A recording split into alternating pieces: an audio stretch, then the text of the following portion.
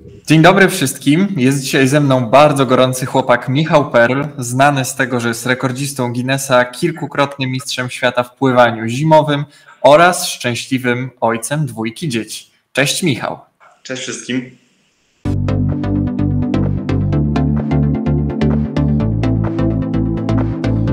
Michał, zanim przejdziemy do tej twojej profesji, do tego jak to jest pływać na zimowych wodach i w ogóle z czym to się je, to chciałbym zapytać, jak zaczęła się twoja przygoda ze sportem? Jak to się stało, że taki mały Michaś stwierdził, że ja będę pływał? Bo na pewno na samym początku nie stwierdził, że ja będę pływał w zimnej wodzie. No chyba, że podczas kąpieli. Rozumiem, że od czegoś innego się zaczęło.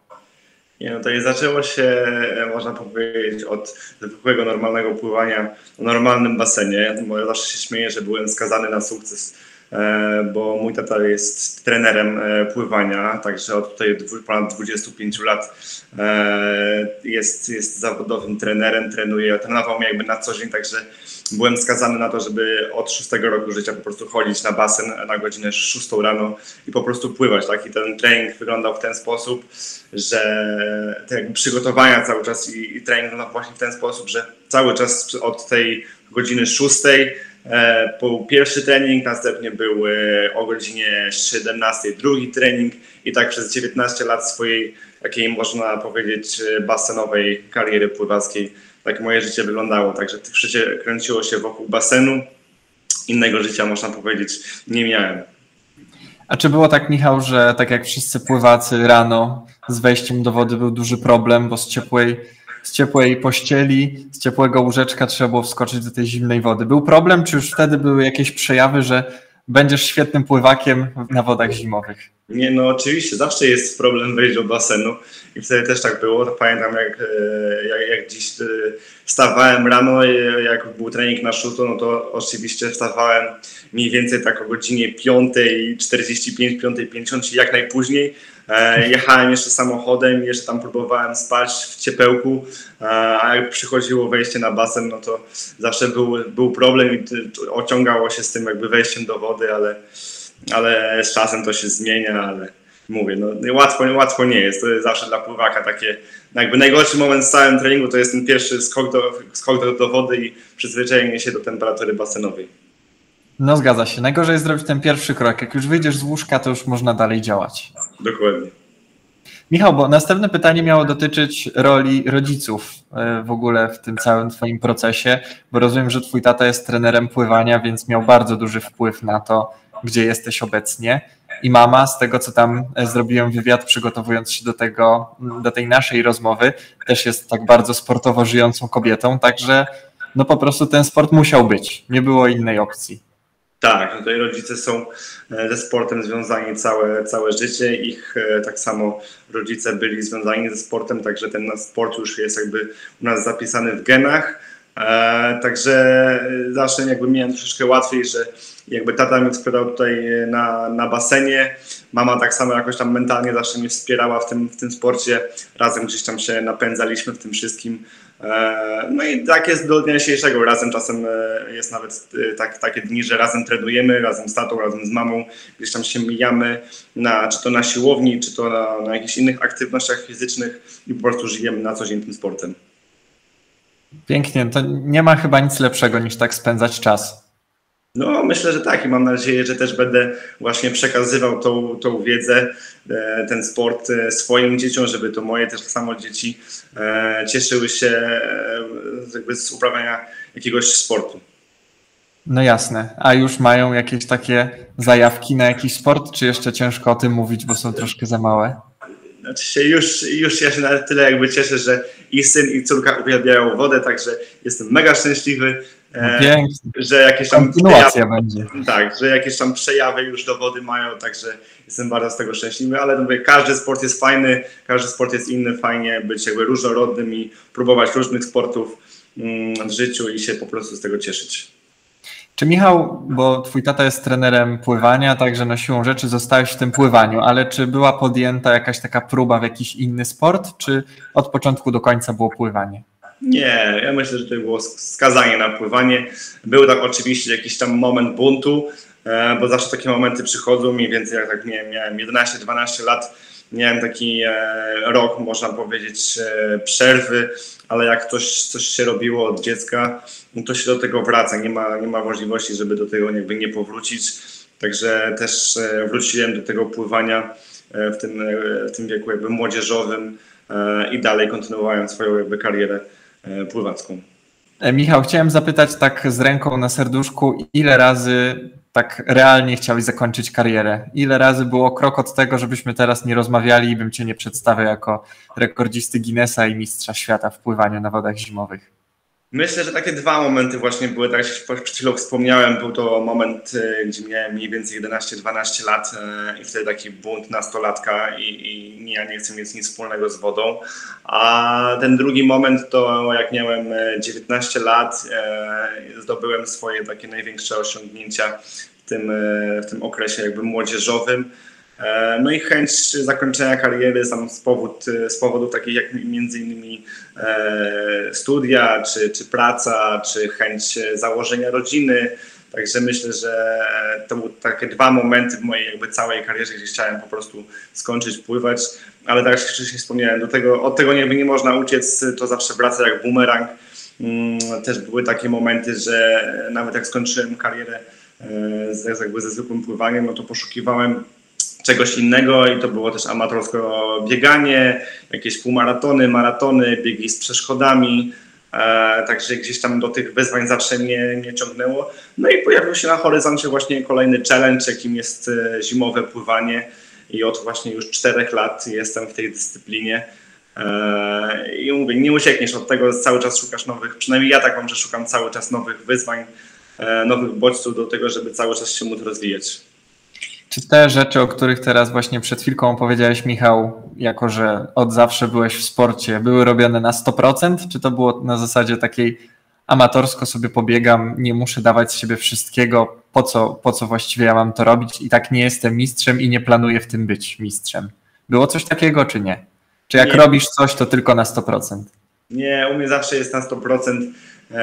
Nawet jak mówię, był ten moment, że sobie powiedzmy biegałem, tak, no to robiłem, wkładałem to całe serce, trenowałem bieganie 2-3 razy w tygodniu, starałem się robić trening biegowy i też na siłowni, także u mnie nigdy nie ma tam na 99%, jest zawsze na 100 i więcej jakby angażowania się do treningu, także nie ma innej opcji, tak?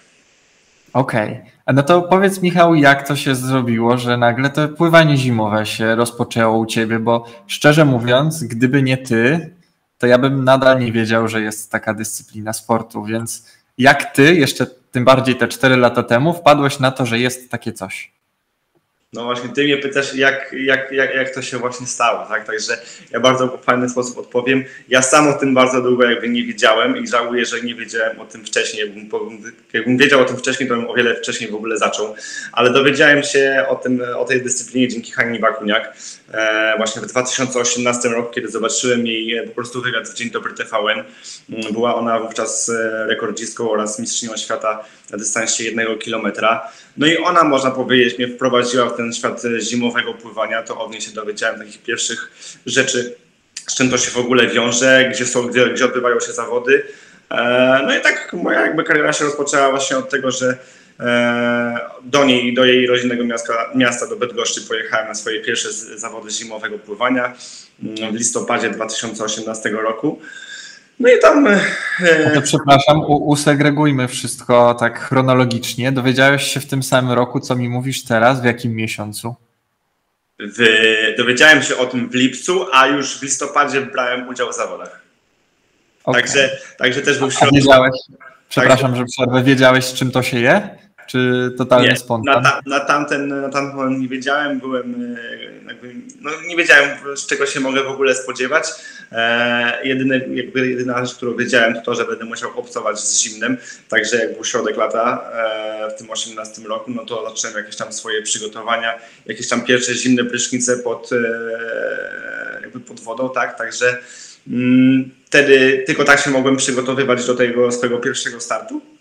No i właśnie w listopadzie 2018 roku na Rzece Breda odbywały się pierwsze zawody z cyklu właśnie zimowego pływania.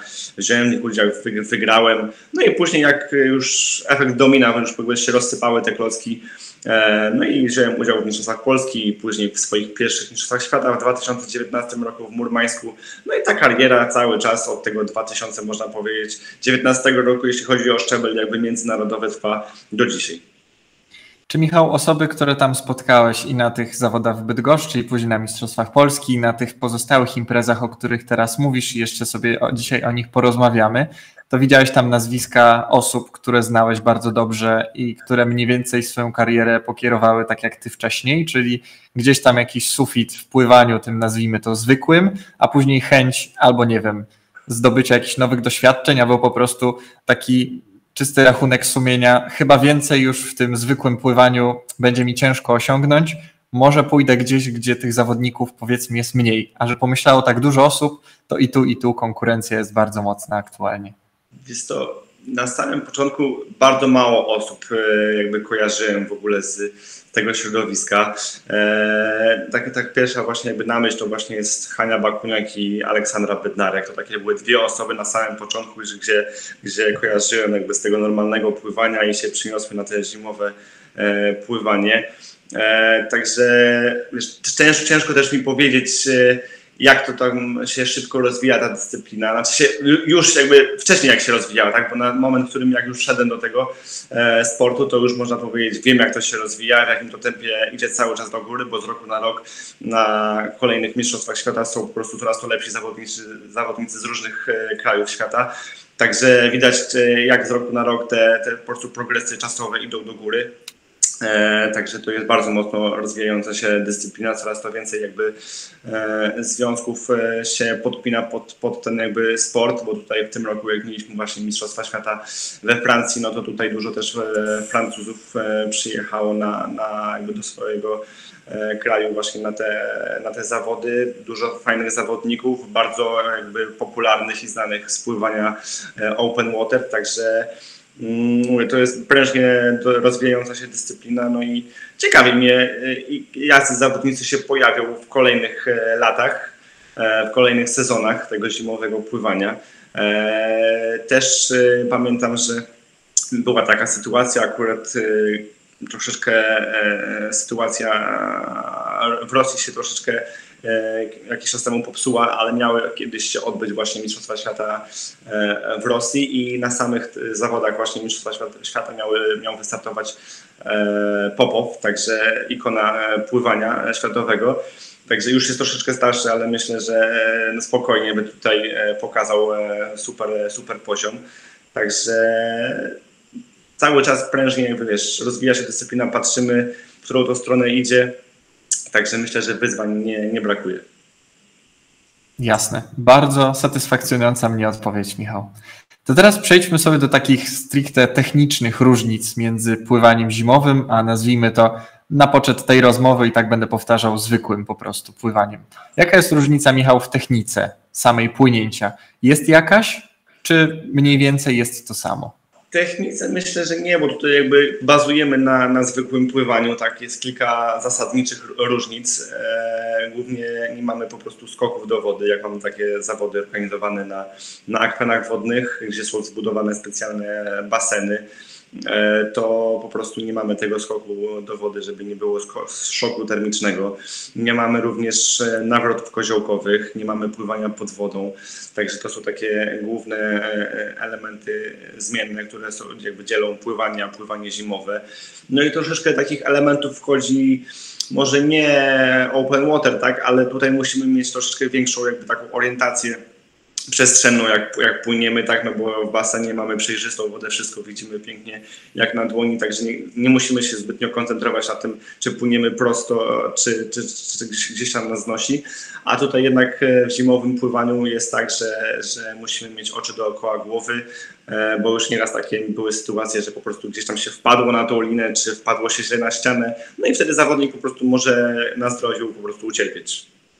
No tak, w sumie ciężko się tak rozpędzić, nie do końca wiedząc, gdzie jest ten finisz. Dokładnie.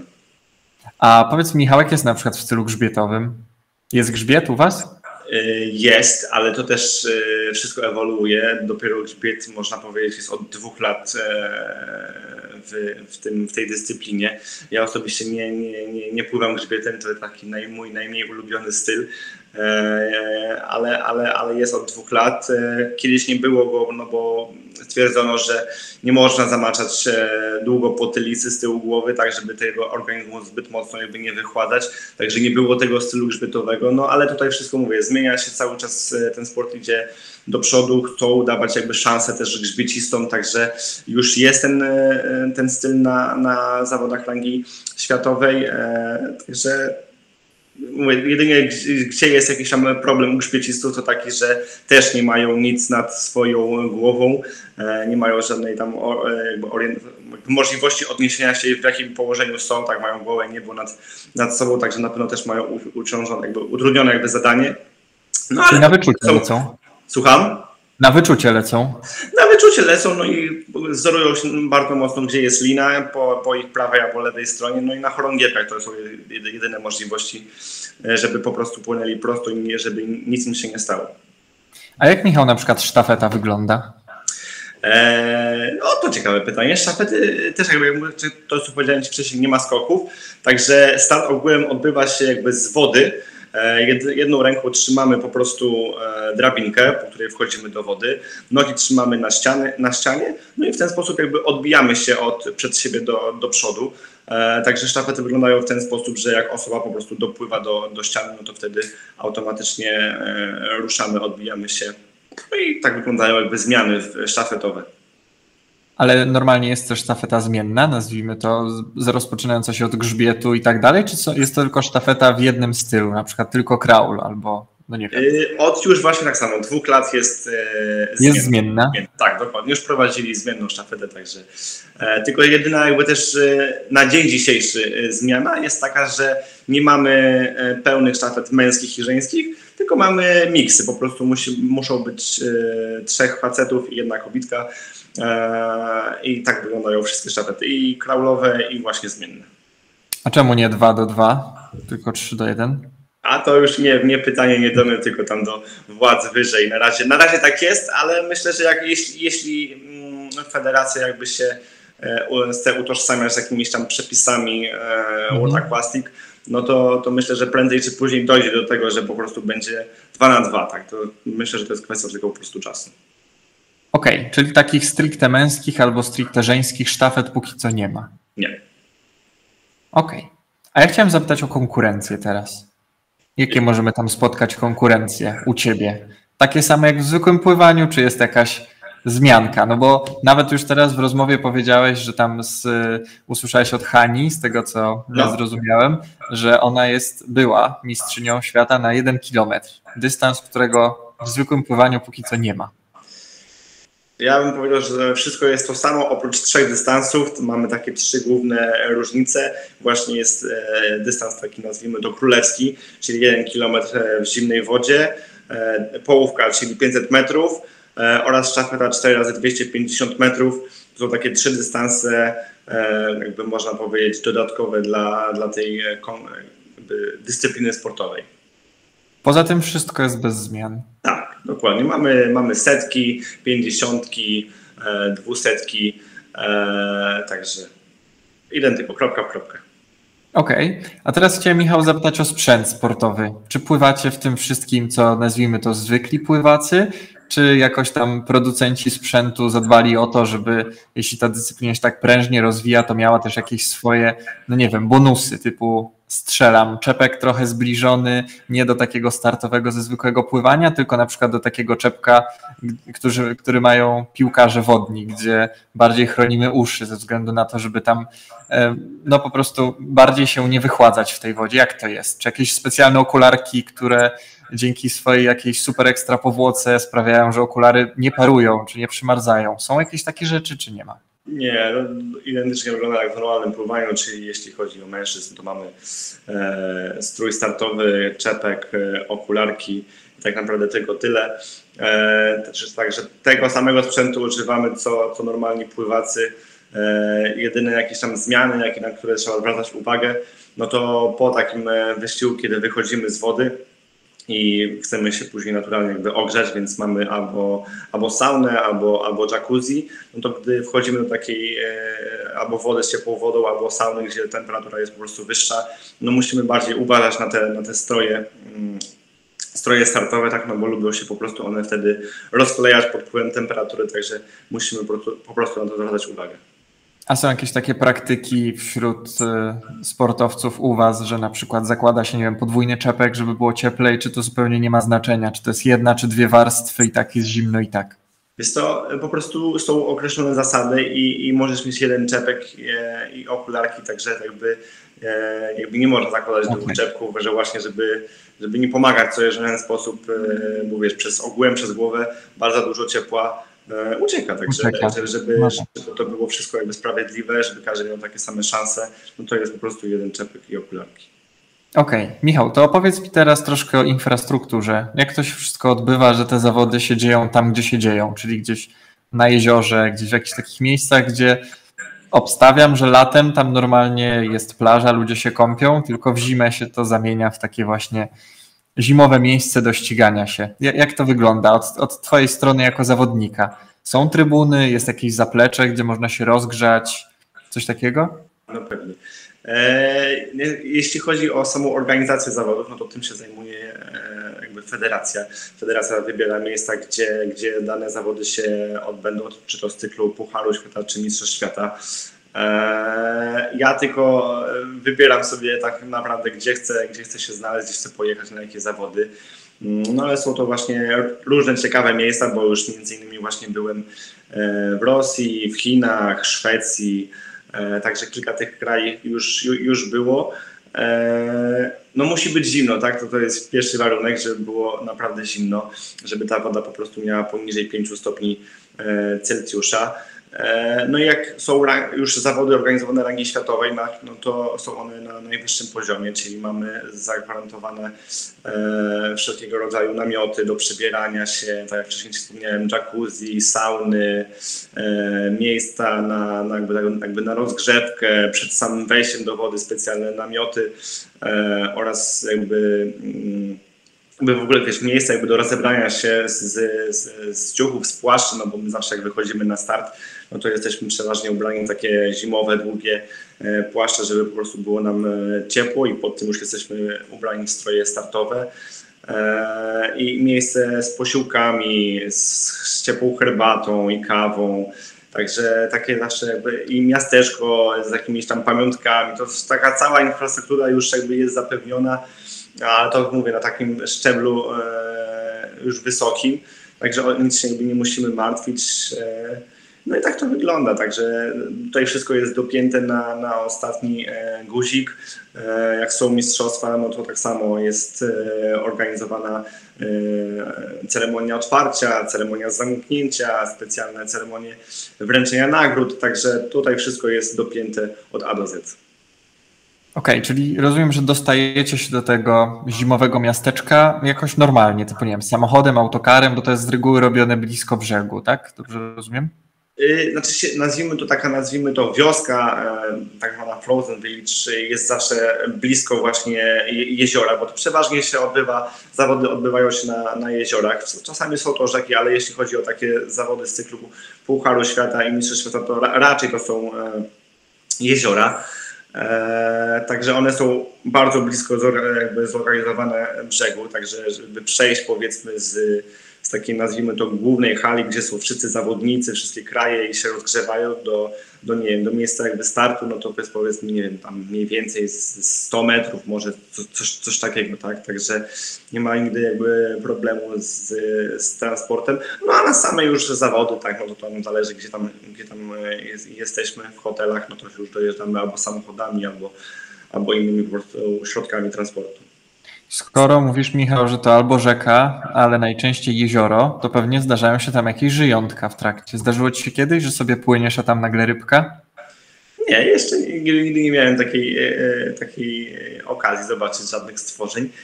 Ja się śmieję, że jestem sprinterem, także nie mam na to po prostu fizycznie czasu, żeby tam rozglądać się za bardzo po dnie. Jedynie taka gdzieś tam w pamięci jakaś tam sytuacja z poglądając, co jest jakby na dnie, no to właśnie Mistrzostwa Świata w Rosji w 2019 roku, moje pierwsze mistrzostwa i jedyny raz, kiedy płynąłem właśnie sztafetę 4x250 metrów, czyli troszkę dłuższy dystans niż dla sprintera, to właśnie wtedy, jak płynąłem tą sztafetę i ten dystans mi się naprawdę dłużył, miałem troszeczkę takich różnych w głowie myśli, czy wyjść z wody. Czy na obiad, czy koszula uprasowana. Tak, to wtedy widziałem pod wodą jakieś tam, pamiętam, jakąś skrzynkę, jakąś taką oponę wielką, także to były takie jakieś jakby jedyny moment, kiedy coś tam zobaczyłem pod tą wodą. Może skarb, Michał? Może, kto wie, no nie wiadomo, nigdy nie zanurkowałem tak głęboko, żeby sprawdzić, ale mówię, no to jeśli są te krótsze dystanse, 50-100 metrów, no to już nie ma po prostu na to głowy, żeby się rozglądać, tylko jest cały czas do przodu przed siebie i jak najszybciej dotknąć ściany. A jak, Michał, rozgrzać się do takich zawodów? Czy jest też tak, że na tym obiekcie, na którym się później ścigacie, jest jakiś tam określony czas, typu pół godziny, godzina, gdzie zawodnicy sobie wchodzą, pływają, nie wiem, ewentualnie jakieś stałe elementy techniczne szlifują jak skok czy nawrót? Przepraszam, skoku nie ma. Czy nawrót, czy jakieś tam inne elementy, czy to jest raczej rozgrzewka na lądzie i stamtąd od razu się wskakuje do wody? Więc to przed samym jak wyjeżdżamy na mistrzostwa, to pierwszy dzień jest taki bardzo mocno organizacyjny i tego dnia wszyscy zawodnicy mają prawo, taką możliwość w ogóle wejścia do wody i przetestowania basenu, jak on wygląda, jak są ułożone ściany, czy są śliskie, czy nie, wiesz, takie różne techniczne rzeczy. I wtedy można sobie wejść na takie szybkie rozpływanko, powiedzmy 2-4 baseny i zobaczyć, jak po prostu basen wygląda. A to ja jeszcze tak, przepraszam, wejdę w zdanie, zaraz dokończymy to pytanie. Jak jest z tą ścianą? Bo rozumiem, że ten basen jakoś musi powstać typu, nie wiem, piłami czy jakąś inną metodą. On musi zostać wycięty najpierw, jeśli tam jest rzeczywiście lód. Tak, są po prostu, jak jest powiedzmy lód, to też zależy od organizatora, bo bardzo często jest po prostu tak, że tak jak w open water są zbudowane takie baseny pływające, tak samo jest w zimowym pływaniu, jest po prostu wycięty na samym początku przerębel, później wkładają tą platformę całą do wody i jak są już te powiedzmy te pływające pomosty, no to wkładają specjalne, już montują ściany, do nich przypinają i tak się wtedy odbijamy już, jeśli chodzi o te starty, nawroty. A wracając do pytania,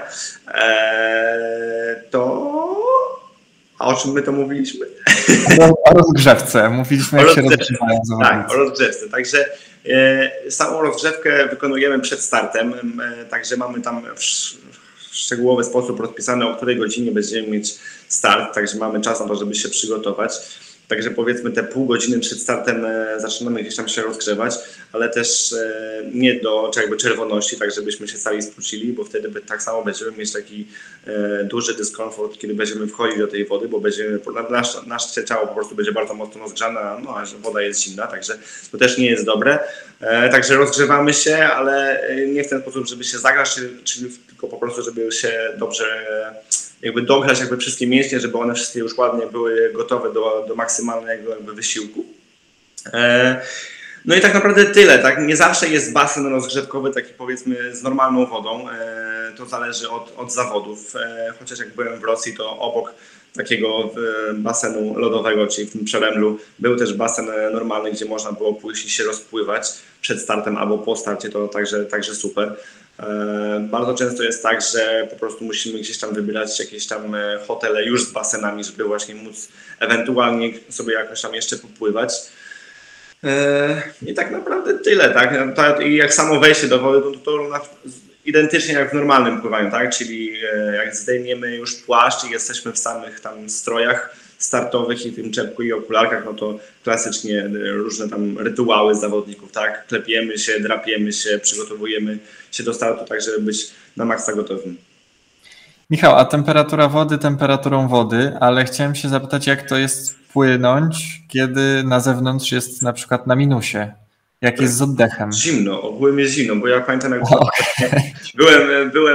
byłem właśnie w Rosji, temperatura wody 0,03 stopnia Celsjusza i temperatura powietrza tam minus, ojej, nie pamiętam, z 10, minus 15 i wiesz, kiedy jak są sprinterzy i nabierają bardzo dużo, po prostu szybko powietrza, no te płuca się jednak szybko bardzo wychładzają, także potem taki dyskomfort w klatce piersiowej może być, także nie jest łatwo, nie jest to na pewno komfortowe, jest to ciężkie zadanie dla sprinterów, no bo mówię, warunki potrafią być uciążliwe. Czyli można zaryzykować stwierdzenie, że w takiej zimnej wodzie jest jeszcze łatwiej o kontuzję niż w takiej, nazwijmy to, zwykłej wodzie, gdzie właściwie pływanie kojarzy się raczej ze sportem takim mało urazowym, mało kontuzyjnym, no chyba że rzeczywiście mamy rękę jak laleczka i założymy takie łapska, no to wtedy można jakąś tam kontuzję obręczy barkowej doznać, ale ogólnie się przyjmuje, że pływanie nie jest kontuzyjny sport, ale chyba w takim zimowym pływaniu, gdzie jest ta temperatura bardzo zimna, na rozgrzane mięśnie albo nie do końca rozgrzane, może się coś tam zdarzyć. Zdecydowanie się jakby z Tobą właśnie zgodzę. No jest o wiele, wiele ciężej. Ten nasz organizm, kiedy płyniemy, jest wychłodzony, jest zmrożony, także jak uderzymy, mówiłem wcześniej, kiedy płyniemy i potrzebujemy czasem spojrzeć do przodu, zobaczyć, gdzie jesteśmy, żebyśmy płynąc kraulem po prostu nie wpadli nigdzie na linę albo na ścianę, no to mówię, są takie momenty właśnie, że czasem jakby chcesz szybko popłynąć wyścig, chcesz wygrać, no i płyniesz i tą ręką gdzieś tam zahaczysz o tą linę, a kiedy jest ona tak naprawdę zmrożona, to tego nie czujesz, ale wychodzisz z wody i nagle patrzysz, że rękę masz na przykład rozciętą albo że jest jakiś już mocny obrzęk tej ręki. Niejednokrotnie taką sytuację jakby miałem i w tym roku właśnie, gdy płynąłem 50 metrów dowolnym i jesteś w tym takim wirażu, że chcesz jak najszybciej przepłynąć, to też pamiętam ostatnie powiedzmy 10 metrów do ściany, a ja na filmie to widzę, jak jedną ręką po prostu wpadłem na linę i to cię bardzo mocno hamuje, wychodzisz z wody, idziesz powiedzmy już tam na spokojnie, już się ogrzałeś, idziesz się przebrać do tego głównego, nazwijmy to, pomieszczenia, to i widzę na przykład, że mam rękę po prostu już spuchniętą od tego właśnie jakby uderzenia, tak? Albo jak byłem na Pucharze Świata w Szwecji, gdzie było mega dużo lodu i właśnie nie było ścian, tylko się odpychałeś przy nawrotach od lodu, to też dopływałem do ściany, no i też z całą siłą uderzyłem w ten lód ręką i do dzisiaj mam na razie bliznę na ręce, bo po prostu lód był tak ostry, że po prostu rozciąłem sobie tą rękę. Tak? Także jest na pewno bardziej kontuzogenny ten sport. No ale no, tak sama nazwa mówi, zimowe pływanie, no to jest sport ekstremalny, nie tuzinkowy. W tych czasach cały czas wszystkie sporty starają się jakby teraz robić odmiany tych, nazwijmy to, ekstremalnych rzeczy, także w tym kierunku to wszystko idzie. Czy to jest, Michał, medialny sport? Myślę, że coraz bardziej niż pływanie, bo tak jak się już przed chwilą jakby wspomniałem, no jest to coś innego. Tak na ludzki rozum patrzysz sobie, jest zima, powiedzmy minus 10 stopni, minus 15, a ludzie sobie wchodzą w strojach startowych, czekach do wody i się ścigają, tak? A wszyscy w kurtkach, tam czapka na uszy, szaliki, płaszcze, a zawodnicy się ścigają. Także myślę, że ten sport ma potencjał na to, żeby jakby przeskoczyć zwykłe pływanie. Mówię, z roku na rok coraz bardziej to się rozkręca, coraz bardziej jest to pokazywane na świecie. Coraz to więcej transmisji. Tak samo w tym roku do jednej z federacji lodowego właśnie pływania dołącza Len Aquastic, także cały czas ta federacja, czyli Len Aquastic, czyli Federacja Normalnego Pływania w Europie, także myślę, że to cały czas się rozwija, no i prędzej czy później, mam nadzieję, że prędzej, ta dyscyplina stanie się zimową, jest jakby dyscypliną zimowych igrzysk olimpijskich, także pytanie tylko kiedy, ale na pewno to jest kwestią, myślę, tylko czasu. Okej, i wtedy na pewno Cię zobaczymy, Michał. Przynajmniej aktualne wyniki na to wskazują. Oby, ale jeśli nie, no bo konkurencja nie śpi, tak? Cały czas to się nowy, młodszy też pojawia w tym środowisku. Nawet jeśli nie byłoby mi dane startować na takich igrzyskach, to mam nadzieję, że swoich młodszych już zawodników przygotuję na takie zawody, no bo już na dzień dzisiejszy mam swoich podopiecznych, młodszych zawodników ode mnie dużo, którzy trenują pływanie, którzy już trenują zimowe pływanie, którzy biorą udział czynnie w zawodach też międzynarodowych, także mam nadzieję, że w jakiejś roli na pewno tam będę. A jaki jest, Michał, taki próg wejścia do tej twojej dyscypliny? Ile minimum trzeba mieć lat, żeby w ogóle móc startować w czymś takim? Bo rozumiem, że 8-9-latki chyba nie za bardzo. No nie, tutaj takiej możliwości nie ma. To przyjmuje się w tych przepisach federacji, że ten wiek 16 lat to taki jest minimum w jednej federacji, w drugiej troszeczkę mniej mogą startować młodsi zawodnicy, czyli powiedzmy nawet 13, 14, 15-latkowie, tylko po prostu muszą mieć taką specjalną jakby zgodę od samej tam prezes federacji, żeby do takich zawodów być jakby dopuszczonym. No ale to ja patrzę głównie na tą taką jedną federację, czyli federację ISA, International Ice Swimming Association. To jest dla mnie taka jakby najważniejsza federacja, no bo to w niej mam rekordy świata, to w niej mam rekordy Guinnessa, także jakby na niej bazuję i właśnie w niej jakby jest tak, że od 16 roku życia zawodnicy mogą startować, też ze względów jakby bezpieczeństwa, tak żeby nic się po prostu nie stało. A to jest tak, Michał, że wtedy na przykład ci 16 albo na przykład zostawiając 16-latków, że razem w jednym, powiedzmy, w jednym worku są 17- i 18-latkowie, później są, nie wiem, 19-20, czy tylko 19-latkowie, tylko 20 i dopiero gdzieś tam później jest ta granica tej kategorii Open, czy jak to wygląda u was? U nas to wygląda w ten sposób, troszeczkę to wygląda tak jak mastersi wyglądają, czyli są kategorie co 5 lat, czyli właśnie 16-20, 20-24, 25-29 i tak dalej, i tak dalej. Także tak to wygląda, ale jest też ta kategoria właśnie Open, dla nas jakby najważniejsza, no bo w niej właśnie zdobywamy te jakby najwyższe osiągnięcia i rezultaty. Ale to też wszystko teraz jakby się też można powiedzieć zmienia jakby w tym przyszłym sezonie, w przyszłym roku, w 2024, kiedy to właśnie będą pierwsze Mistrzostwa Europy na basenie właśnie, na długim basenie, na 50-metrowej pływanie, nawet nie pływanie, tylko na właśnie otwartym basenie w Rumunii, też mają zostać najpierw przeprowadzone eliminacje i po południu finały i do finału oczywiście się 10 osób kwalifikuje i później jakby się ścigamy o te najlepsze trzy miejsca. Także i tutaj jakby w tym sporcie jest o tyle to fajne, że i starsi zawodnicy, i młodsi zawodnicy mogą swoich sił spróbować, mogą wystartować, pościgać się między sobą. No i jest też ta najważniejsza kategoria, czyli kategoria Open, dla nas najważniejsza, także i to jest jakby fajne, że i jakby federacja i łączy i starszych, i młodszych, że każdy może trenować, każdy może pływać, każdy się może ścigać z tym sportem, nazwijmy to amatorskim, z profesjonalnym, także bardzo fajne połączenie, także też to na pewno w późniejszych, myślę, latach będzie jakoś tam się rozwijać. Tak jak teraz mamy w zwykłym pływaniu, mamy pływanie, nazwijmy to zawodowe i pływanie masters, tak tutaj to jeszcze jest połączone, jest ta oczywiście kategoria open, ale myślę, że prędzej czy później też to się jakby rozwinie, że będzie pływanie zimowe dla mastersów i pływanie jakby zimowe dla profesjonalistów, już tylko dla profesjonalistów, także no mówię, cały czas to idzie do przodu. To w sumie chyba najgorzej ci z pierwszej kategorii mają, bo taki 16-latek jak z 20 płynie, no to czasem można zaryzykować, że szanse nie są. Ale są też czasem super wyjątki, wiesz, no nieraz już pokazało nawet zwykłe środowisko pływackie, tak, że młodzi zawodnicy, 17-latkowie czy 16-latkowie potrafią wywalczyć medale Igrzysk Olimpijskich, także nigdy młodych nie można skreślać, wręcz przeciwnie. Nie wiadomo, że nie można skreślać. Nie uważać, że czym się jest starszym, tym jest łatwiej, także trzeba być czujnym. No jasna sprawa. Michał, a jak ktoś chce się dostać na takie zawody, to co musi zrobić?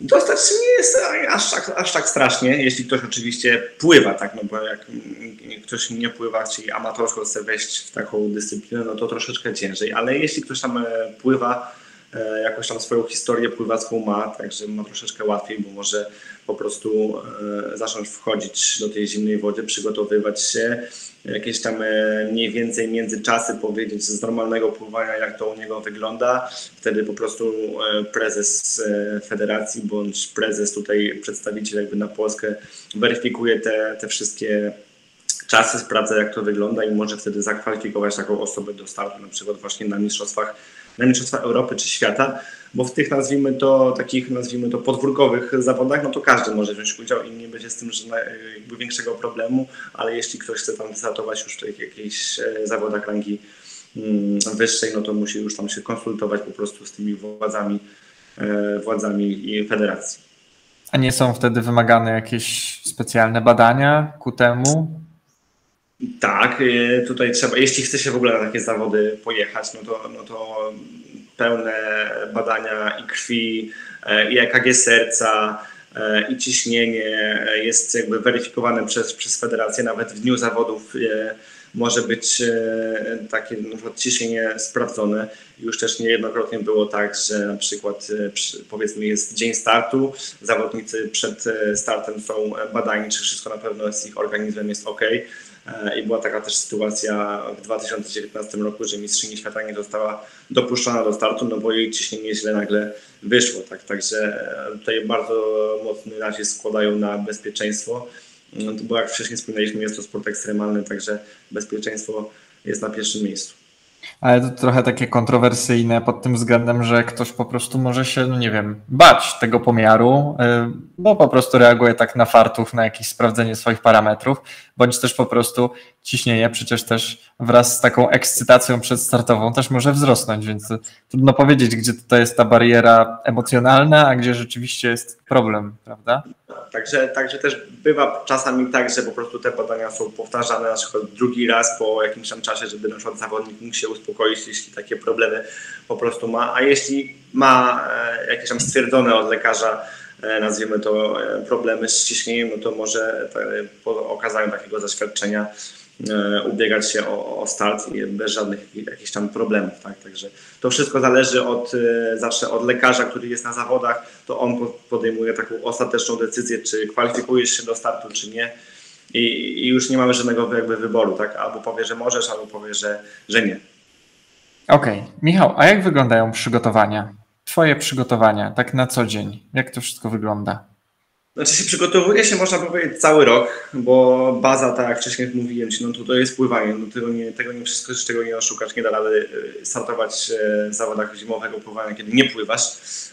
Także przynajmniej te 3-4 razy w tygodniu wykonuję trening na basenie. Mniej więcej jaki metraż? Objętość jaka? To też ciężko stwierdzić, no bo wiesz, ja jestem sprinterem, więc mi dużo jakby nie potrzeba, więc w tym takim stricte okresie przed startami, gdzieś tam 2-3 miesiące, no to pływam mniej więcej po 2-3 kilometry. No ale tak jak powiedzmy teraz jest sierpień, mamy zaraz wrzesień, to staram się więcej pływać tych kilometrów, żeby troszeczkę się bardziej wypływać, czyli mniej więcej między 3 a 5 kilometrów staram się na takim jednym treningu sobie robić, żeby po prostu się dobrze przygotować do sezonu. Także jest ten trening na basenie, jest trening na siłowni. Też staram się 3 razy w tygodniu wykonywać trening na siłowni i z ciężarami, i funkcjonalny, tak żeby był bardzo mocno zróżnicowany. No i w tym okresie jesienno-zimowym no to jest oczywiście wchodzenie do zimnej wody. Tutaj u nas nad Zalewem Zegrzyńskim, kiedy nie ma lodu, kiedy jezioro nie jest skute lodem, no to po prostu możemy chwilę tam popływać w takim zbiorniku, a już kiedy jest lód, no to wchodzimy tylko i morsujemy. I tak wyglądają moje tak naprawdę przygotowania. Czasem jeszcze wplatam właśnie ten element właśnie biegowy. Gdzieś tam ciągnie zawsze do tego biegania, także gdzieś tam raz, 2 razy w tygodniu staram się coś tam delikatnie sobie pobiegać. Także jeśli chodzi o przygotowania jakby od tej strony motorycznej, to tak to wygląda. No ale też są innego rodzaju jakby przygotowania. Też raz w tygodniu pracuję z fizjoterapeutą, raz w tygodniu staram się mieć, raz w tygodniu staram się mieć zrobioną akupunkturę. Także i też tutaj właśnie mówię, fizjoterapeuta działa, jakąś tam dietę. Staram się trzymać w tym okresie już stricte przedstartowym, bo tak to nie ukrywam, że nie, tam jakoś mocno nie dbam o tą dietę, ale już kiedy jest tam 2-3 miesiące przed startem, no to staram się różne tam rzeczy wyeliminować ze swojej diety. Także całościowo patrząc, no to jest ten proces złożony, jeśli chodzi o te przygotowania. No, po to się to robi, żeby właśnie jak najlepiej wypaść na zawodach. A są jakieś obozy organizowane, na przykład obozy kadry narodowej? Mamy coś takiego, czy jeszcze nie? Nie, jeszcze takich rzeczy nie mamy. Jedynie jakieś tam, tak jak ja prowadzę na przykład właśnie grupę taką u siebie tutaj nad Zalewem Zegrzyńskim, że co tydzień zbieram jakby ludzi, którzy chcą pod moim okiem czy to pomorsować, czy to popływać. No to się zbieramy zawsze w niedzielę o 12:30 i powiedzmy te mniej więcej 60-70 osób wchodzi ze mną, i dzieci, i starszych osób, i pływających osób do wody. I właśnie niektórzy właśnie się przygotowują pod zimowe pływanie. Mam też takich właśnie, tak jak wcześniej wspomniałem, kilku młodych zawodników i też starszych, którzy biorą udział czynnie w tej dyscyplinie, także tak to wygląda na dzień dzisiejszy. Może kiedyś będą, zobaczymy, to wszystko zależy od tego. Myślę, że przede wszystkim zależy od tego, czy ta właśnie dyscyplina zostanie dyscypliną zimowych Igrzysk Olimpijskich. Jak zostanie, to też to pociągnie jakby za sobą konsekwencje takie, że po prostu Polski Związek Pływacki będzie chciał wtedy dopiero jakby podpiąć tą dyscyplinę pod siebie. No i krok po kroczku myślę, że wtedy to już się będzie drastycznie zmieniać, czyli te obozy kadry może kiedyś w zimowym pływaniu będą.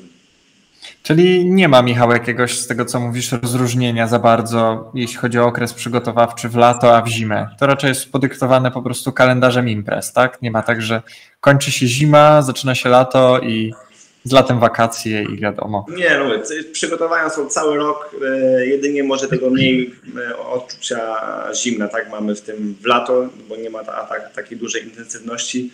Czasem w lato po prostu ja sobie wchodzę do takiej zimnej, pod zimny prysznic i to tyle, tak? Ale taki już skoncentrowany okres, kiedy jeszcze już jest ten październik, listopad i staram się 2 razy w tygodniu wchodzić do zimnej wody, no to wtedy jest taki ten okres, że jest po prostu intensywniej. Okej. Michał, suplementujesz się jakoś? Tak, jestem może wiesz, widziałeś, jestem ambasadorem marki Aron Pharma tutaj od już 1,5 roku.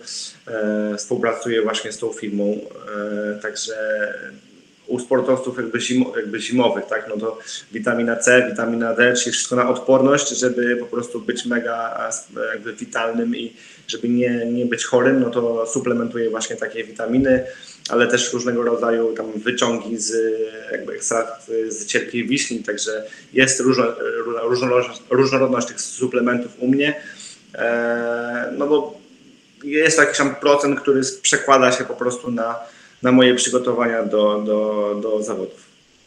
Wspomniałeś, Michał, tutaj o odporności. To ja chciałem zapytać, czy w pływaniu zimowym jest coś takiego, przynajmniej ja nigdy w życiu nie morsowałem, ale mogę powiedzieć, co zasłyszałem kiedyś, że po tym pierwszym morsowaniu gwarantowane, że jesteś chory. Po drugim różnie. Jedni mówią tak, jedni inaczej. Po trzecim już jesteś super gość, nikt się nigdy nie rusza.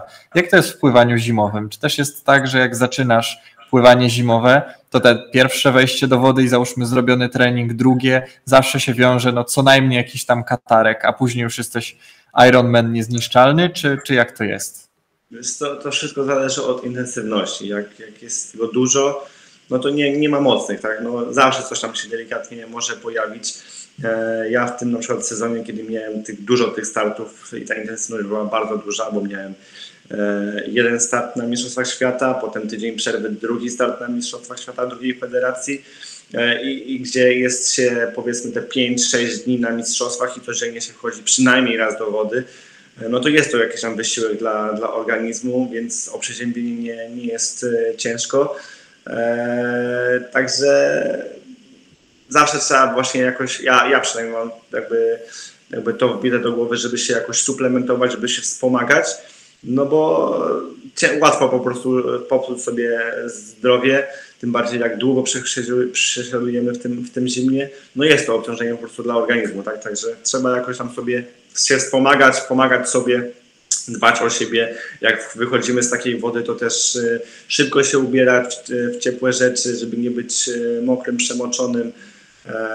Tak samo jak wchodzimy do wody, czy morsujemy, czy pływamy, to wszystko trzeba robić jakby z głową, tak, że nie można na wariata pójść i nie wiadomo ile pływać albo ile morsować, tylko dozować sobie tą aktywność fizyczną, czyli jak morsujemy, no to i zaczynamy morsować, no to wchodzimy powiedzmy pierwszy raz na tą minutkę, drugi raz na 2 minutki i tak sobie stopniowo zwiększamy tą długość morsowania, żeby właśnie sobie krzywdy nie zrobić, tak? No bo na tym nam zależy, żebyśmy budowali tą odporność poprzez na przykład morsowanie, czy też nawet zimowe pływanie, a nie żebyśmy się osłabiali. Czy ty, Michał, morsujesz? Tak. Jeśli jest jezioro skute lodem, no to tak, to morsuję. ale też nie w ten sposób, że wchodzę do wody i ręce trzymam, tak jak zawsze trzymamy nad głową, tak? Bardzo dużo jest takich zdjęć czy filmów, kiedy ludzie mają czapki, mają rękawiczki, szaliki nawet i trzymają, wchodzą do wody i trzymają ręce. Nie, ja tak nie wchodzę. Ja wolę wejść na krótszy czas do wody, ale jakby ręce trzymam cały czas na baczność przy sobie, wchodzę po szyję do wody i wtedy jakby można powiedzieć, czerpiemy wszystkie korzyści płynące z morsowania, no bo i najwięcej receptorów mamy właśnie w stopach, w rękach i żeby poczuć coś zimno, no to chcemy właśnie zamoczyć te wszystkie części ciała, a nie się tam chronić właśnie szalikami, czapkami, rękawiczkami, także tak to wygląda. No jasne. Michał, z tego co mówisz, to masz bardzo dużo zajęć, plus jeszcze wyjazdy, plus zawody i te inne rzeczy. Powiedz mi, jak godzisz swoje życie profesjonalnego sportowca z życiem rodzinnym, szczególnie jeśli jeszcze teraz masz 2 dzieci? No, ogółem łączenie sportu i rodziny nie jest łatwe. Tutaj musi jednak pomagać cała rodzina, także i żona mi pomaga, jak wyjeżdżam na zawody, i rodzice, i teściowie, także tutaj cała otoczka musi być zorganizowana, kiedy jest powiedzmy taki wyjazd tygodniowy, gdzie ja wyjeżdżam na zawody, no to wszyscy są na baczność stawiani i po prostu pomagają, także jestem im bardzo mocno wdzięczny, ale też na sam co dzień to jest problematyczne, no bo trzeba dzieci odwieźć do przedszkola, trzeba trenować, trzeba coś tam ugotować, posprzątać, znowu zrobić trening, dzieci odebrać. Także nie jest to łatwe do pogodzenia, ale ja zawsze powtarzam, że dla chcącego nic trudnego, jeśli dobrze się ustawi jakby grafik, no to i przy pomocy właśnie najbliższych, no to jest to wykonane. Tak? Także jest ciężko, ale wszystko jest do zrobienia. Michał, czy tylko trening jest twoją pracą, czy dodatkowo jeszcze coś robisz poza trenowaniem? Tak jak wcześniej wspomniałeś, że trenujesz innych, ale rozumiem, że też jeśli chodzi o pływanie, czy coś jeszcze? Wiesz co, ci powiem tak, że jak zaczynałem swoją przygodę ze zwykłym pływaniem, no to mając te 6 lat już jeździłem na basen i cały czas przebywałem na basenie, nawet obserwowałem, jak mój tata prowadzi treningi. I to jest taka ciekawostka, że zawsze mówiłem, ja nigdy nie będę jak mój tata, czyli nie będę trenerem.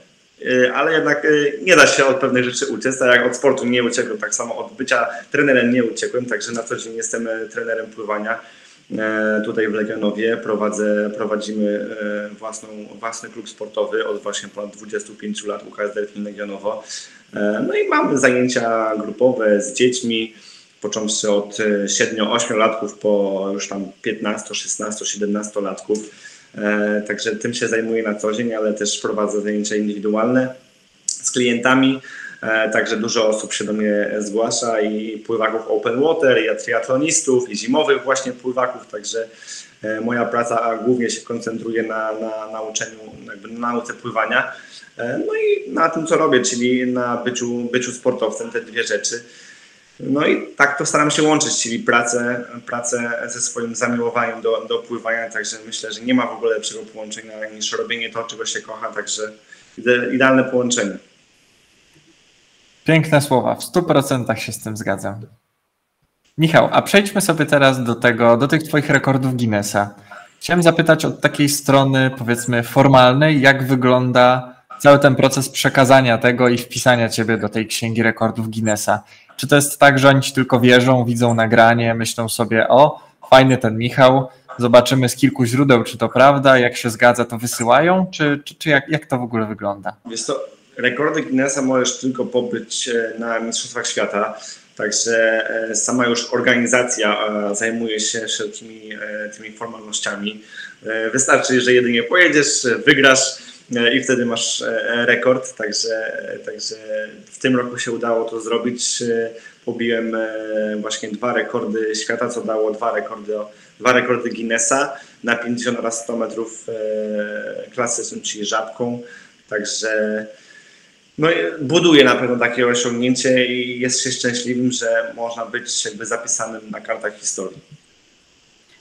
A czyli to cały czas tak jest? Czyli na przykład, nie wiem, załóżmy w lekkoatletyce, jak ktoś rzuci najdalej, nie wiem, młotem na przykład, i to ostatecznie oznacza, że on został rekordzistą Guinnessa i od razu dostaje, więc z automatu Mistrzostwo Świata równa się rekord Guinnessa? A powiem Ci, że nie wiem, jak to jest w lekkoatletyce, bo tutaj jest jakby to podpięte po to, że to jest jakby sport ekstremalny, tak, i robimy coś niepowtarzalnego, nietuzinkowego, no to jest to jakby kwalifikowane jakby zapisywane w księdze rekordów Guinnessa. Tak, to ciężko mi powiedzieć, no bo jak Lewandowski tak trafił 5 goli w 9 minut, też było to najszybsze 5 trafień, tak, w historii. I pewnie tego wcześniej nie zgłaszał przed meczem, że akurat... Myślę, że nie. No tutaj pewnie się trzeba było troszkę zagłębić bardziej te wszystkie rekordy, poczytać, pooglądać. Dla mnie wiesz, najważniejsze, nawet nie myślałem o tych rekordach Guinnessa, ja głównie jakby koncentrowałem się jakby na pobiciu rekordów świata, które były w tej federacji, a rekordy Guinnessa, można powiedzieć, są takim miłym dodatkiem do tego wszystkiego, tak, który na pewno nie zaszkodzi, a tylko pomaga zawodnikowi jakby w rozwijaniu się. A czy poza, Michał, wpisaniem Ciebie i otrzymaniem tych certyfikatów, które bardzo ładnie wyglądają, czy to się równa również jakaś nagroda pieniężna wielka, czy coś z tym związane, czy to jest tylko wieczna chwała i to powinno wystarczyć? Jak wróciłem właśnie z Mistrzostw Świata i otrzymałem właśnie te rekordy Guinnessa, to wszyscy mnie pytali, czy za to dostaje się jakieś pieniądze. Nie, za to się żadnych pieniędzy niestety nie dostaje, a szkoda. No mamy tylko te certyfikaty, ale to dla sportowca jest tak, że to więcej znaczy czasem niż pieniądze, także mamy gdzieś tam w sercu takie osiągnięcia, że takie coś zrobiłeś jako pierwszy człowiek na świecie i to na pewno Cię mobilizuje do dalszej ciężkiej pracy, ale też takie osiągnięcia namacalne jakby pomagają w przyciąganiu różnych sponsorów i później po prostu jest łatwiej gdzieś tam zacząć współpracę z jakimiś partnerami, sponsorami w tej jakby dziedzinie jakby sportowej. Okej, to do tego zaraz dojdziemy. Dojdziemy. Dobrze, okej, to do tego zaraz dojdziemy, a ja chciałem, Michał, jeszcze zapytać, jak już zaczęliśmy kwestie finansowe, jak to jest w tym pływaniu zimowym? Można z tego przeżyć, nie licząc sponsorów i powiedzmy wsparcia innych dobrych ludzi? Nie da się. I tak jak w zwykłym pływaniu jest, można powiedzieć, mała jakby spływania, są małe pieniądze, nie da rady zarobić dużych pieniędzy.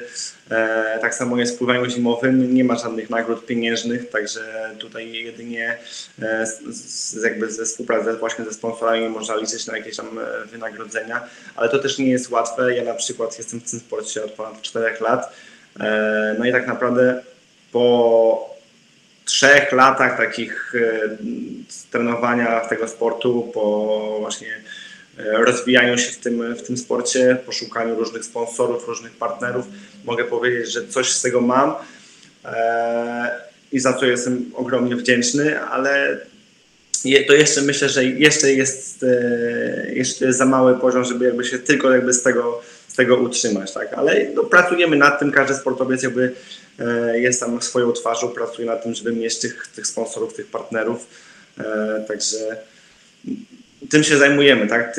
To jest zawsze, wiesz, takie miłe uczucie, kiedy ktoś Cię docenia, kiedy ktoś chce Cię pomóc bezinteresownie.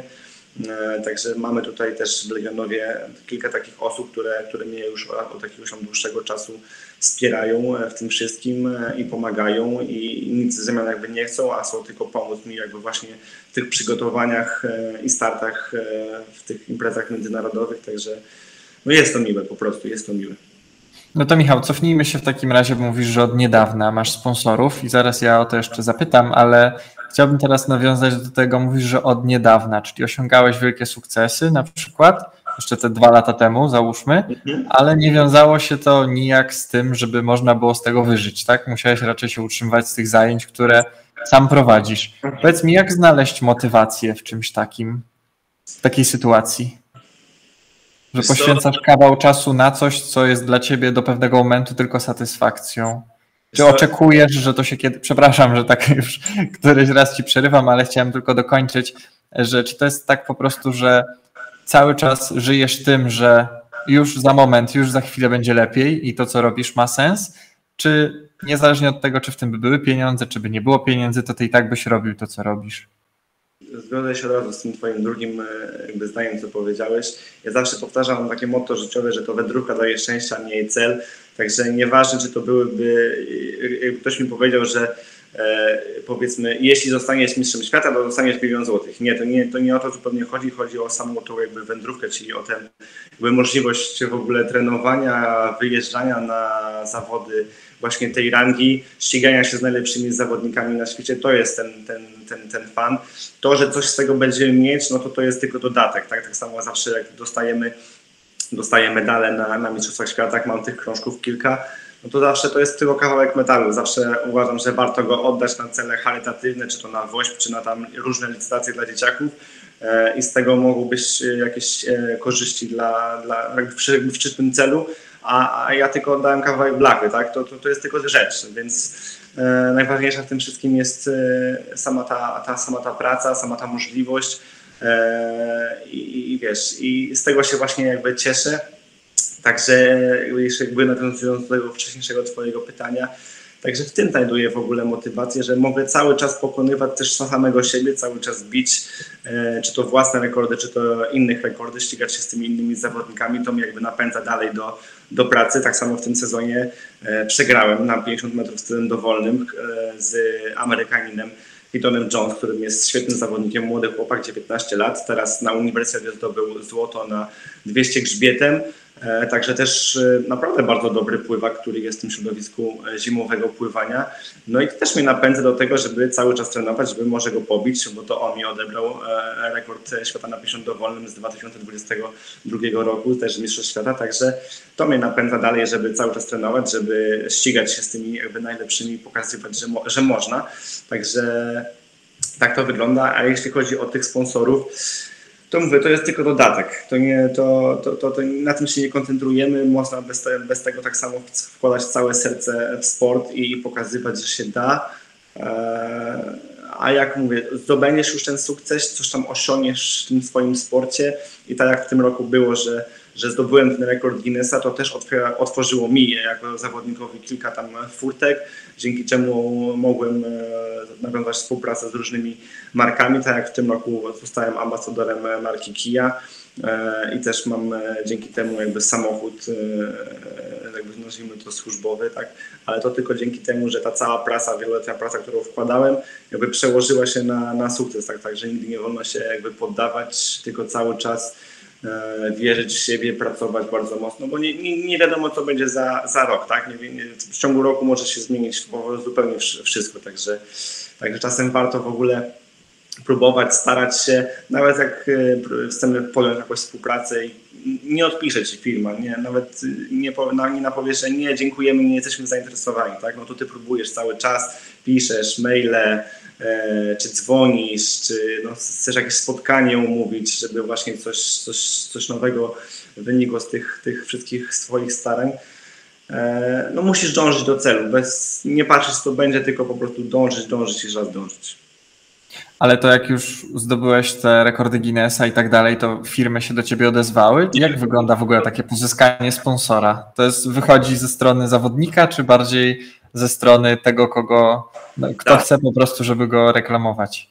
Zawsze to wychodzi ze strony, przynajmniej na tym szczeblu, to wychodzi ze strony zawodnika. To nic nigdy nie spada z nieba, to zawsze ty walczysz jako zawodnik, walczysz o swoje, także tak samo walczysz o sponsorów. To ty musisz pisać, dzwonić, musisz spotykać się, no to jest twoja praca, to na tobie zależy, a nie komuś. A co należy do twoich obowiązków, będąc ambasadorem którejś z tych firm, o których wspomniałeś wcześniej? No to wiesz, to jak w każdej branży pokazywanie tego jakby produktu, z którym chcesz się utożsamiać. Ja też zawsze powtarzam, to też jakby nie wygląda w ten sposób, że bierzesz każdą współpracę, też tak nie można powiedzieć. Ja zawsze staram się pośrodkować gdzieś to i jakby ja na przykład z mojego doświadczenia życia jest tak, że ja zawsze byłem związany z marką Kia, zawsze miałem samochody marki Kia, mam też swój prywatny samochód tej firmy. i po prostu lubię te samochody, tak? Więc automatycznie było dla mnie to, że starałem się być ambasadorem marki Kia, a nie żadnej innej, tak? No bo to coś, co lubię jakby na co dzień, no to staram się to jakby połączyć, tak? Tak samo z jakimiś tam suplementami, to też nie wybieram pierwszej, lepszej firmy, tylko wybieram taką, która ma jakby dobry skład, która jest sprawdzona, która bazuje na polskich produktach i z taką jakby firmą mam jakby współpracę, także zawsze szukam tutaj, mówię, nie byle kogo, tylko też takich firm, które są po prostu gdzieś tam ze mną jakby związane, gdzieś tam w moim życiu się przetaczają. Okej, Michał, poza tymi wieloma firmami, o których wspomniałeś już wcześniej, które powiedzmy stricte są Ci w stanie pomóc na co dzień, typu właśnie suplementy, typu samochód do dojeżdżania w różne miejsca, typu w miejsce pracy, bądź też na jakieś zawody, to jesteś również ambasadorem firmy Balticus, zgadza się? Dokładnie. To pokaż, co tam masz na łapce. Zawsze mi towarzyszą zegarki od Balticusa, także piękne zegarki. Polska marka właśnie związana właśnie, tak jak sama nazwa wskazuje, z naszym Morzem Bałtyckim. Tutaj też fajna współpraca z Bartkiem Knopem, który właśnie od też 1,5 roku wspiera moją osobę. Także jestem dumny, że mogę być też ambasadorem takiej firmy jak Balticus i mieć na swojej ręce zegarki z tej firmy. Mam na swoim koncie już 2. Ten pierwszy to był taki słynny bąbelek, gdzie jest po prostu jakby pęcherzyk powietrza zatopiony w tarczy zegarka i też taki bardzo mocno, nazwijmy to, pływacki jest, także fajnie się tutaj komponował w moją ideologię życia, czyli wszystko związane z pływaniem. Także mówię, też fajna współpraca i też nie spodziewałem się, że w ogóle, że taką współpracę się uda nawiązać, no bo napisałem po prostu zwykłą wiadomość na Instagramie do Bartka, a on poprosił mnie o telefon, zaczęliśmy rozmawiać o tym, jak to wszystko właśnie wygląda. Tak jak z Tobą rozmawiam, zacząłem z nim rozmawiać o tym zimowym pływaniu, co to jest, czym to się wiąże, gdzie wyjeżdżam na zawody i tak dalej, i tak dalej. No i tak zaczęła się nasza współpraca, także też jestem z tego powodu dumny. Także takie rzeczy na pewno cieszą na co dzień. Pewnie, że tak. Michał, a jakbyś miał tak podać jedno wydarzenie z życia, które uważasz za swój największy sukces? Jedno takie zawodowe, a jedno takie prywatne. No tak, sportowe to myślę, że tutaj niewątpliwie moment, kiedy zdobyłem rekord Guinnessa, czyli 2 rekordy świata na tych mistrzostwach świata we Francji. To były 2 momenty takie sportowe, no bo 2 rekordy Guinnessa, także moment, kiedy dopływasz do ściany, komentator mówi ci, że pobiłeś rekord świata i czujesz mega euforię, uderzasz w wodę, czujesz, no to jest nie do opisania, czujesz taką euforię, że możesz w tym momencie jesteś w stanie przenosić góry. Także tutaj jeśli chodzi o taki moment sportowy, to myślę właśnie, że Francja 2023 i bicie 2 rekordów, to ten moment sportowy, a jeśli chodzi o w życiu prywatnym, no to też tak samo jak 2 rekordy, to dwoje dzieci, także i 2019 i 2022, 2 piękne roki, gdzie przyszły na świat moje dzieci, syn i córka, także to są takie momenty, które no nie są do zapomnienia po prostu. Michał, to jakie są plany na przyszłość, na następny sezon? No na następny sezon mamy Mistrzostwa Europy, mamy Mistrzostwa Świata, drugiej federacji, takie 2 najpoważniejsze imprezy w tym sezonie, które się zbliża, na które na pewno pojadę. Pewnie też jakieś zawody z cyklu Pucharu Świata, ale to czekamy cały czas na kalendarz, bo kalendarz zawsze się pojawia właśnie gdzieś tam na jesieni, czyli mniej więcej za miesiąc, 1,5 powinniśmy już coś więcej wiedzieć. Także kolejne wyzwania, kolejne wyścigi. Mam nadzieję, że coś jeszcze w tym sporcie dalej chcę ugrać, chcę dalej jakby poprawić.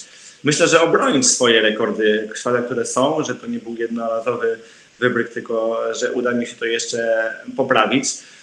Tym bardziej, że już tam też słyszałem o zawodnikach, którzy chcą wejść w tą dyscyplinę i tam się gdzieś czają na moje rekordy, także Powtarzam, że trzeba jeszcze raz mocniej trenować i przygotowywać się do sezonu, no bo też taka najważniejsza to jest właśnie impreza, to jest w tym roku, to można powiedzieć dla mnie, to Mistrzostwa Europy, tej federacji, gdzie mamy rekordy Guinnessa, i w 2025 kolejne Mistrzostwa Świata we Włoszech, także tam tak można powiedzieć, takie stricte najważniejsze przygotowania to będą właśnie do Włoch, do 2025 roku, gdzie będą Mistrzostwa Świata i tam właśnie będzie można bić rekordy Guinnessa, także trochę czasu jeszcze jest, ale mówię, trzeba być cały czas czujnym, tym bardziej, że młodzi zawodnicy przychodzą, tak jak wcześniej wspomniałem, ze Stanów, młody bardzo zawodnik i on na tych zawodach we Francji na Mistrzostwach Świata zdobył 5 rekordów Guinnessa, także jest co robić, także trzeba iść do roboty i trenować, ćwiczyć,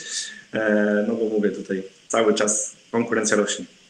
No to Michał, życzę Ci dużo zdrowia i motywacji, żeby Ci się te wszystkie plany pospełniały i myślę, że jak już dotrwasz w pełnym sezonie przygotowawczym do każdych z tych zawodów, no to o czym teraz rozmawiamy, o tych Twoich sukcesach, to będzie tylko po prostu formalność, coś co już z góry na pewno będzie założone jeszcze przed Ci wypiszą, tylko się tam właściciel Guinnessa podpisze na koniec jeszcze i sprawa jest załatwiona. Bardzo Ci dziękuję, Michał, za rozmowę. Moim i Państwa gościem był Michał Perl, rekordzista Guinnessa, kilkukrotny mistrz świata w pływaniu zimowym oraz prywatnie tata 2 dzieci. Dzięki, Michał. Dzięki wielkie.